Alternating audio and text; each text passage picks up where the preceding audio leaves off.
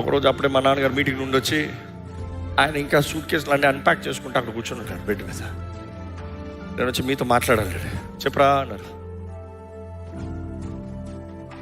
నాకు ఇంకా కళ్ళు ముందా కబోర్డ్కి అట్లా వెనకాల అనుకుని తలక కింద పెట్టుకుని నేను చాలా చెడ్డ ఉన్నాడు.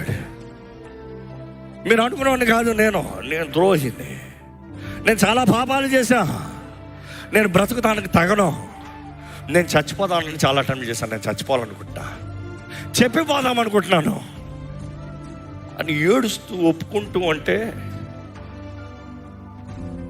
మా నాన్నగారు తిడతారన్నా.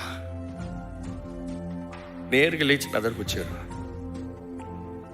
ఆయన కన్నీటితో అతను ఏం మాట్లాడలే, నా మీద చేయి పెట్టి ప్రార్థన చేస్తాం ప్రారంభించారు.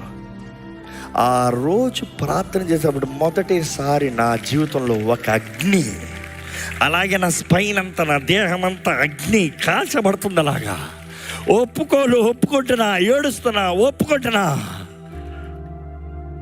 ఆ రోజు నుండి నా బ్రతుకు మారిపోయింది.